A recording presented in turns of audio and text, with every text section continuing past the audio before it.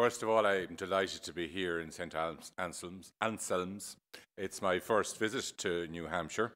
Like every citizen of the world, I have been fascinated by what goes on here every 4 years, and I'm delighted to come here in person now and meet with so many citizens of this crucially important state in the United States for the entire world.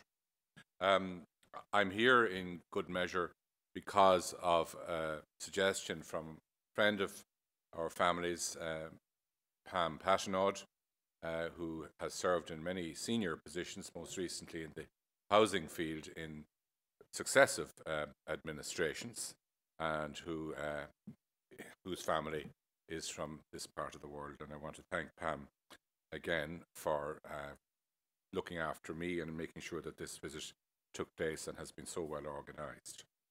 What I would like to do, if I may, is explain to you why the European Union exists, what it does, what it doesn't do, and why any of this matters to the United States. The European Union came into being in the wake of the Second World War in the early 1950s.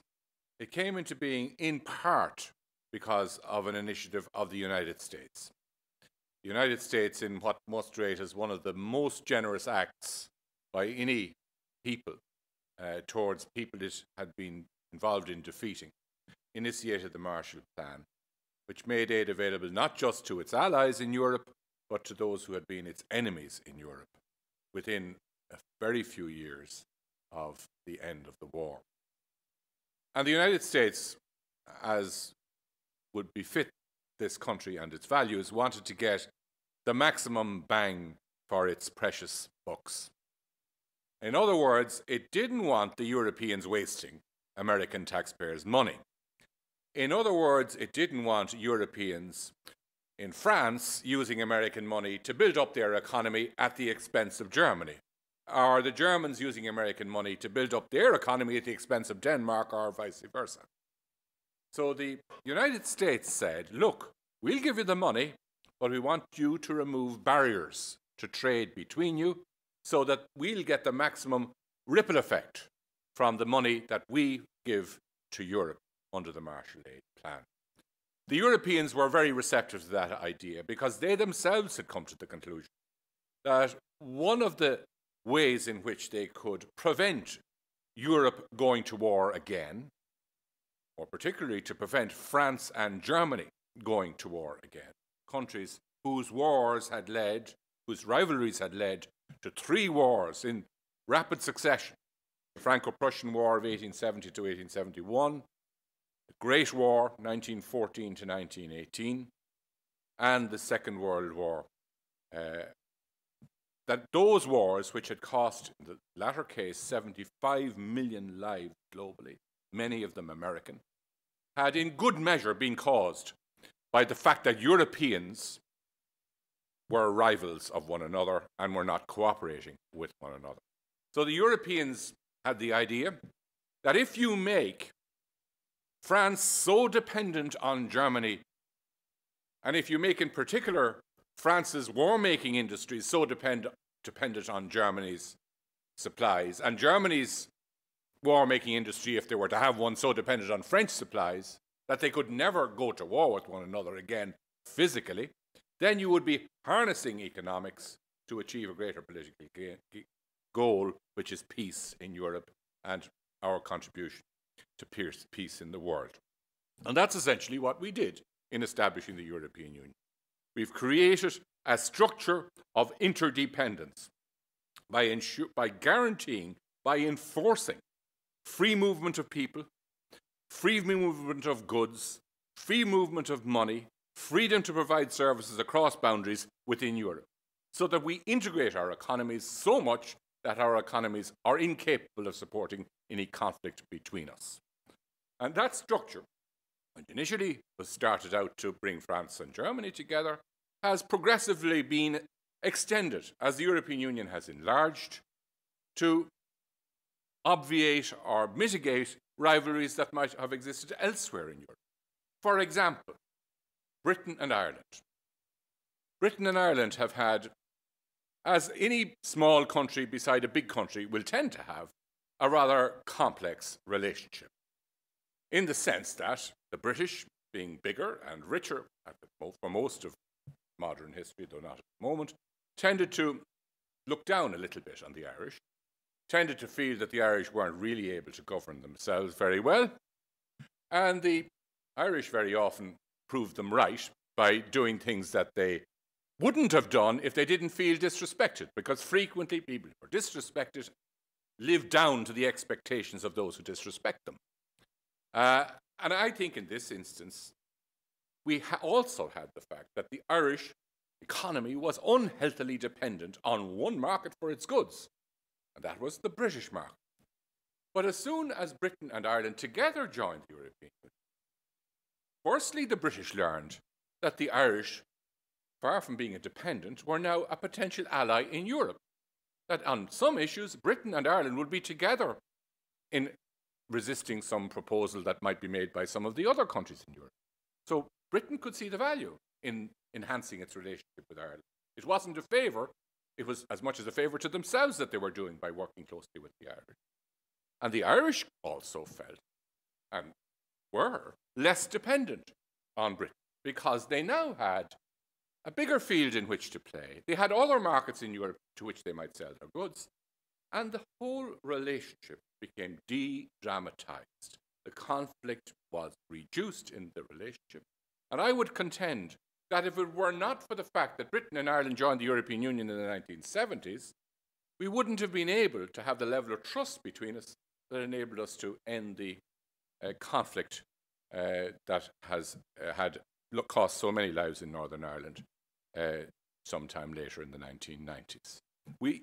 This is another example of the European Union building, if you like, a structure of peace, to use a phrase that was used by a US president, a structure of peace in Europe. Likewise, the relationship between Hungary and its neighbours has been greatly improved, in the sense that, as many of you will know, there are significant Hungarian-speaking minorities in Slovakia, now an EU member with Hungary, Romania, now an EU member with Hungary, Serbia, which may eventually become an EU member with Hungary. And it's obviously easier for the Hungarians to accept that there are Hungarian-speaking people living in another country that is not Hungary, if all of them are part of a bigger organisation such as the European Union, which guarantees human rights and which is designed to integrate economies and remove border posts of all kinds between countries. So that's the, if you like, the why of the European Union. The European Union from the beginning has been a political project, harnessing economics, harnessing law for the political project of building a structure of peace. But what about the what of the European Union? What does the European Union do? Well, basically, the European Union does three types of things. First of all, it creates this single market for goods, people, and money. That means that we have to have common environmental standards, because you couldn't have a single market if one country was gaining an advantage by polluting and thereby producing more cheaply, or polluting and allowing prevailing winds to blow the pollution into someone else's country where it didn't trouble your voters. To have a single economy, you've got to have common environmental standards. Likewise, it involves one in, for example, setting at European level standards for the amount of noise that lawnmowers might make. Now, sometimes people like to laugh, and maybe not even laugh with much humour, but with sarcasm, about, oh, the European Union, the interfering European Union, making rules about things like lawnmower noise. But if you think about it for more than 20 seconds, you'll recognise that, in fact, if you're to have a single market, you have to have common rules about things like that. Because if you had a situation where there wasn't a common standard or a mutually recognised standard for lawnmower noise, then all that the French would need to do if they had produced a super quiet lawnmower would be to keep out German lawnmowers from the French market would be to introduce a French lawnmower noise standard that was just below the standard that the German lawnmower met, and thereby, hey presto, German lawnmowers would be excluded from the French market, and French lawnmower manufacturers would be able to charge what they like and make all the profits they like because they wouldn't have any competition. So the reason we are involved in a lot of this sort of regulation, which people complain about, is that we believe that it's cheaper to have a single standard for all of Europe rather than have to have 27 different standards, but also that it's essential to ensuring that the market works. And this, of course, creates an opportunity for the United States as well. Because if the United States is exporting lawnmowers to Europe, and it knows that there is a European lawnmowers standard in Europe, all it needs to do is meet that standard, and it has 27 markets available to it, not just one. So it's much better for other countries that we have a single approach too, because once you get in, you're in. So that's the first category of work we do, and we decide that by majority vote in the Council of Ministers. In other words, people can be overruled on this. There's no veto. So it's we can do our business quite quickly in that area. The second area of work that we engage in is foreign policy.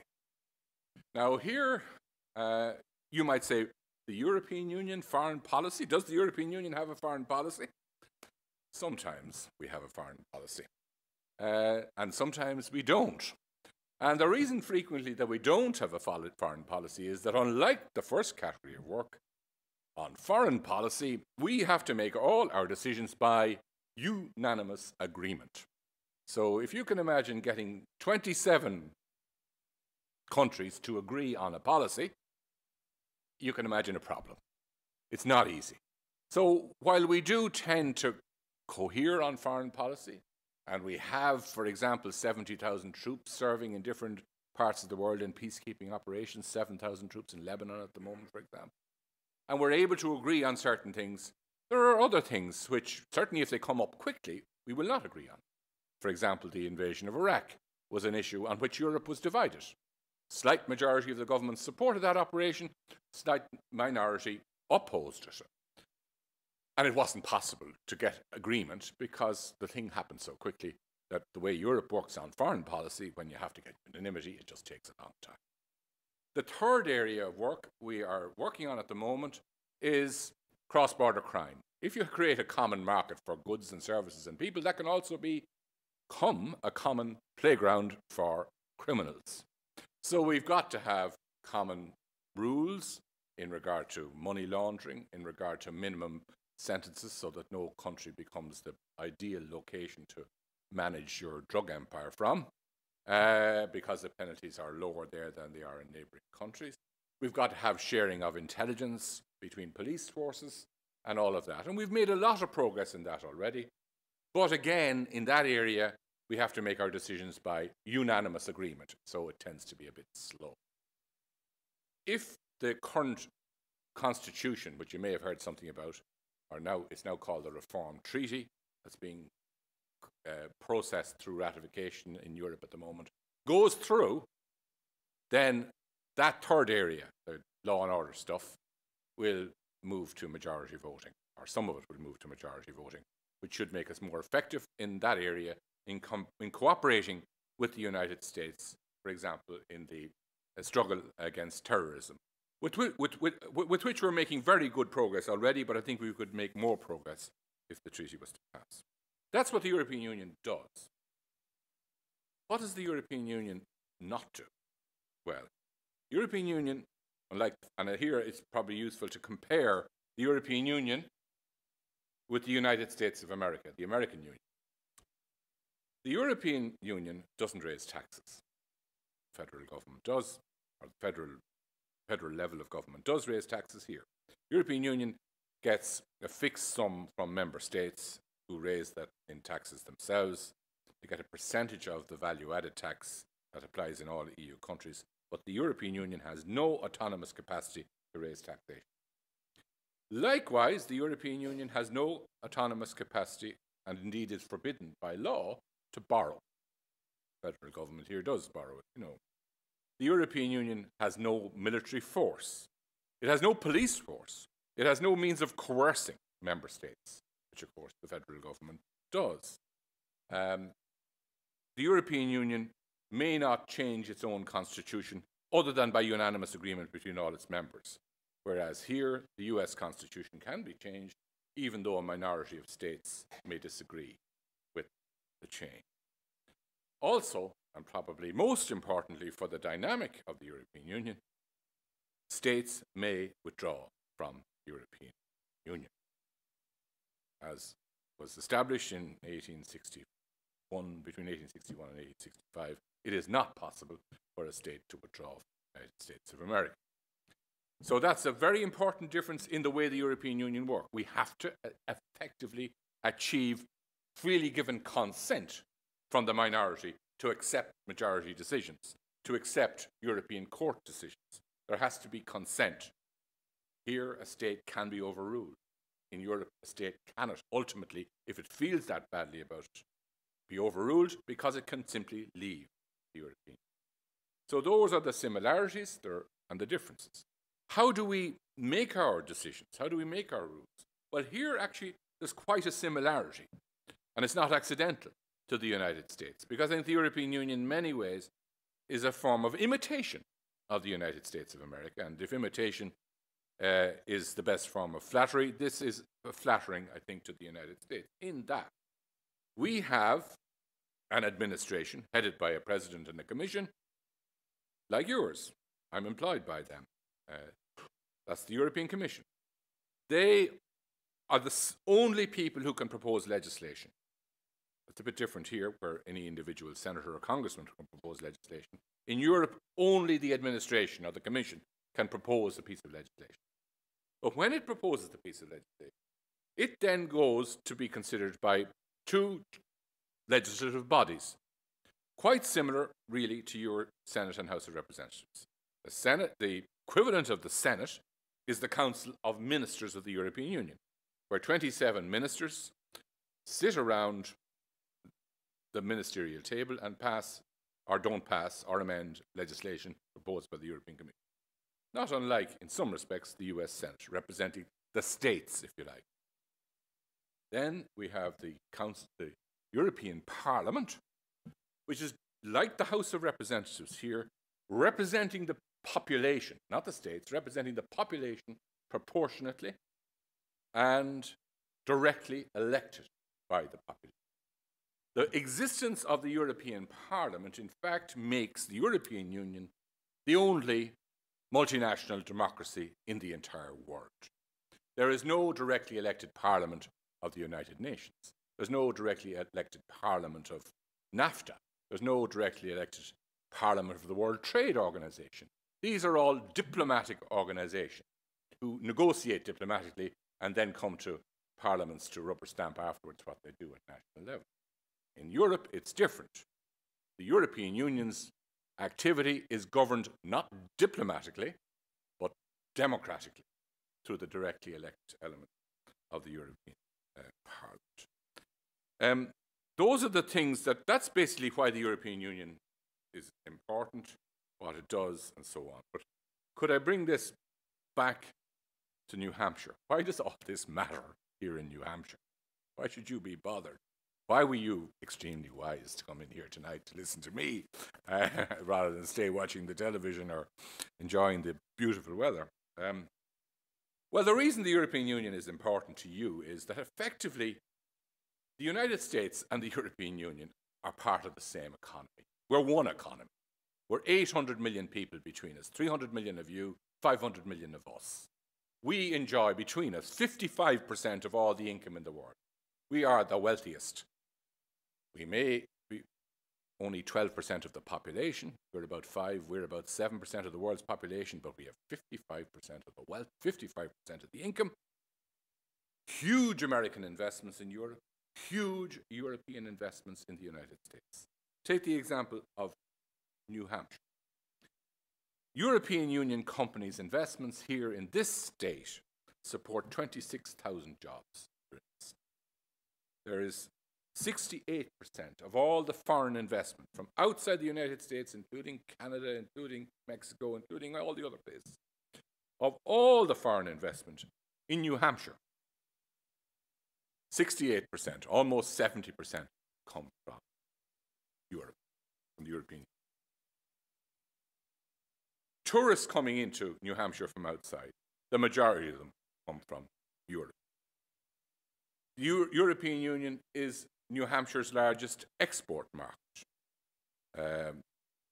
I'm told, I don't know who did the counting, that in 2006, Europeans bought $919 million worth of goods from New Hampshire. We're your biggest customer for rubber and plastic products, 10 times more than China. We consume more of the electrical and electronic equipment produced in New Hampshire than Japan and China combined. The 6 top purchasers of machinery from New Hampshire in the world, 4 of them are European Union countries. The economic relationship that New Hampshire and the United States enjoys with the European Union is by far the most important economic relationship in the world. Now, things are going to change. The situation in which we now are, where we, with 12% of the world's income, enjoy 5% of the world's wealth, and the rest of the world, the rest of the 6 billion people in the world, apart from the 800 million of us, enjoy only 45% of the world's income. That's going to change. It's got to change. The rise of China, the rise of India, the rise in oil prices, the rise in food prices because of additional demand from India and China to have meat twice a day or twice a week or whatever, which requires far more land to produce it than corn does or rice does. These are all signs of a change that's taking place. We're seeing the emergence of other economic growth centers in the world. And it's entirely inevitable and entirely healthy that this should happen. We shouldn't regard it as a threat. If you think about it, India and China really have been just taking time off from being important economic players for the last 200 years. If you go back to 1800, by far the biggest economic power in the world at that time wasn't Europe, wasn't the States, it was China. India was extremely important too. But as a result of China closing itself against the outside world, and India basically being exploited by a European country, which I won't name, India and China both basically went backwards throughout the 19th century, right up to the 1940s. But since the 1940s, they've been slowly emerging, and thanks to globalization, thanks to American and European leadership in promoting globalization, they're now joining the world at last. There are, of the 6 billion people in the world, if you go back to 1990, there was only about a billion of them participating in the global economy in 1990. Now, in 2007, there's about 3.5 billion of the people of the world are now participating in the world economy, mostly in India and China, because they've joined in. And of course they're doing better. Of course they're producing. Of course we're buying what they produce. And of course they're a little bit wealthier. And of course they want more oil, they want more coal, they want more energy, they want all the things that we want. And that's driving up the price of these things. But we've got to adapt to that. We can't just stop it. We've got to adapt to it. And the way to adapt to it, by becoming more efficient in conserving energy, by using the fantastic technological capacity that this country has in particular to develop new and more effective ways of producing food, by changing the way we live so that we become less car dependent, less aviation dependent, more energy conservative in the way that we live our daily lives. We can change the way we live so that the emergence of other powers doesn't threaten our lifestyle.